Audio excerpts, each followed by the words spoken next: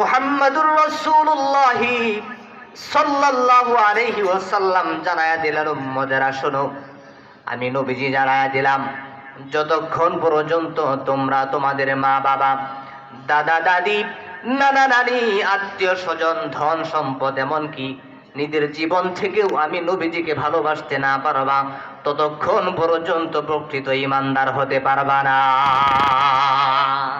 রাসূলুল্লাহকে নিজেদের জীবন থেকেও বেশি ভালোবাসার দরকার আছে না নাই? এই জন্য আল্লাহ রাব্বুল আলামিন আমার তিলাওয়াতকৃত আয়াতের মধ্যে ডাক দিয়ে বলে, কুল ইন কুনতুম তুহিব্বুনাল্লাহ।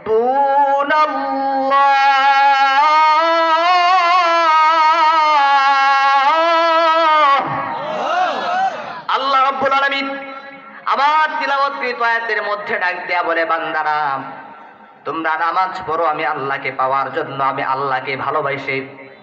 তোমরা রোজা রাখো আমি আল্লাহর ভালোবাসা পাওয়ার জন্য, আমি আল্লাহকে পাওয়ার জন্য, আমি আল্লাহর মারিফত হাসিল করার জন্য। ও বান্দারা, শরীয়ত ইসলামের যত বিধান আছে সমস্ত বিধানগুলো তোমরা পালন করো, উদ্দেশ্য হলো আমি আল্লাহকে পাওয়ার জন্য। আর আমি আল্লাহ তাআলা জানায়া দিলাম, আমি আল্লাহর ভালোবাসা পাওয়ার জন্য একটা পদ্ধতি অবলম্বন করতে হবে, যেই পদ্ধতি অবলম্বন করলে আমি আল্লাহকে ভালোবাসার দরকার নাই, বরং আমি আল্লাহ নিজেই তোমাদেরকে ভালোবাসা দিয়া দিব। আল্লাহ রাব্বুল আলামিন ডাক দিয়া বলে, ফাত্তাবিউনি।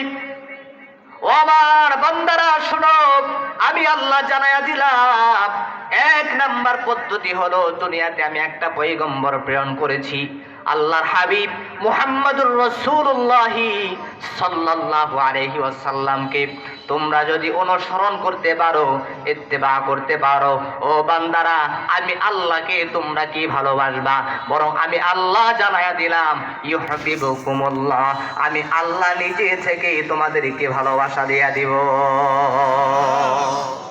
এই জন্য রাসূলুল্লাহর ভালো দিক, ভালো গুণ, ভালো আমল, পছন্দের কাজ আলোচনা করা এবং নিজেদের জীবনে বাস্তবায়ন করার দরকার আছে না নেই?